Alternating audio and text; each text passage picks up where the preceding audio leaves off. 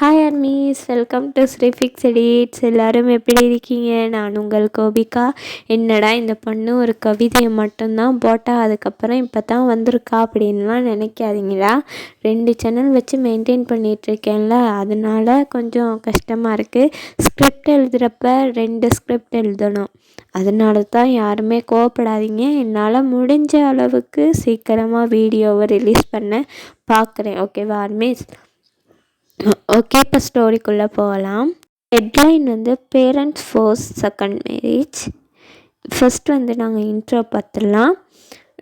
நம்ம story heroine வந்து வயன். இவங்களோட வயசு வந்து 29. இவங்க காலேஜ் முடிச்சுட்டு வீட்டில் இருக்க பொண்ணு. அது மட்டும் இல்லை, இவங்க வந்து ஜப்புக்கு ட்ரை பண்ணிகிட்டே இருக்காங்க. அப்படியே இவங்களோட அம்மா அப்பா பற்றியும் சொல்லணும் இல்லையா.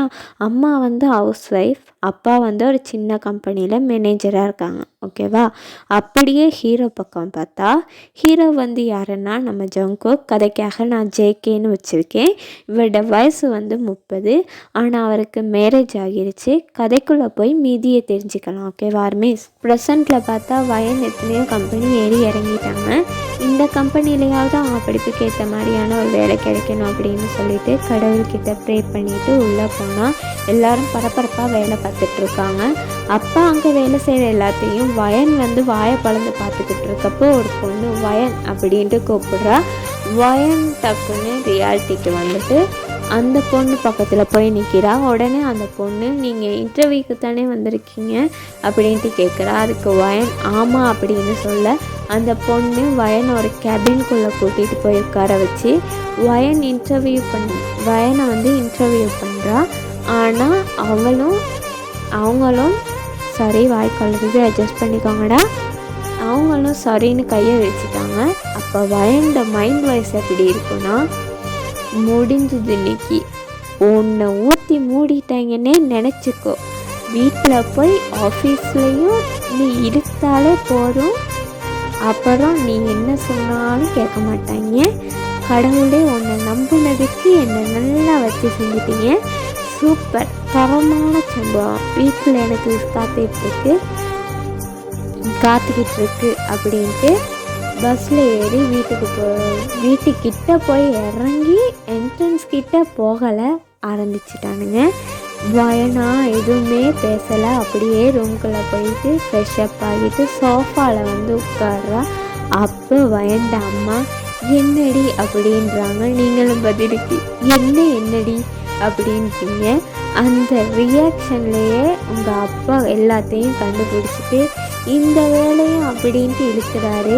அப்போ வயன் மனசுக்குள்ளே முடிஞ்சு அப்படின்ட்டு வெளியில் பாவமாக மூஞ்ச ரியாக்ஷனை வைக்கிறாங்க.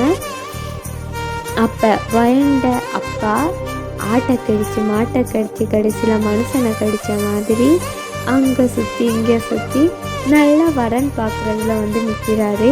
வயன் உங்கள் விருப்பம்ப்பா அப்படின்னு சொல்லிட்டு ரூம்குள்ளே போயிருப்பா. அதோட கட் பண்ணி ஜேகே பக்கம் வந்தால், ஜேகே செம்ம கோவத்தில் ஆஃபீஸ்குள்ளே நின்றுக்கிட்டு கத்திக்கிட்டு இருக்காரு.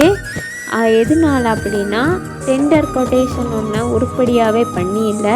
அந்த கொட்டேஷனை திரும்ப எண்ணி 24 மணித்தியாலத்துக்குள்ளே கம்ப்ளீட் பண்ணி என் டேபிள்குள்ளே கொண்டு வரலன்னா அவ்வளோதான் அப்படின்ட்டு மேனேஜரை பார்த்து கத்திக்கிட்டு இருக்காரு. அவரும் சரி சார், நான் போயிட்டு எண்ணி 24 மணித்தியாலத்துக்குள்ளே இந்த ஃபைலில் என்னென்ன கரெக்ஷன் பண்ணணுமோ எல்லாம் கரெக்ஷனும் பண்ணி உங்ககிட்ட கொண்டு வந்து தரேன் சார் அப்படின்னு சொல்லிட்டு அவரும் ஃபைலை எடுத்துக்கிட்டு போயிட்டு 24 மணித்தியாலத்தில் கரெக்ஷன் எல்லாம் பார்த்து ஜேகே கையில் கொண்டு வந்து கொடுக்குறாரு. ஆர்மீஸ், இது தாண்டா இந்த கதையில் ஃபஸ்ட் பார்ட்.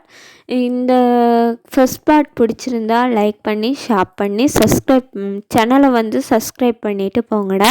என்னென்னா அக்கா கொஞ்சம் பதட்டத்தில் பேசுகிறனால கொஞ்சம் வாய்ஸ் எல்லாம் திக்கி வருது.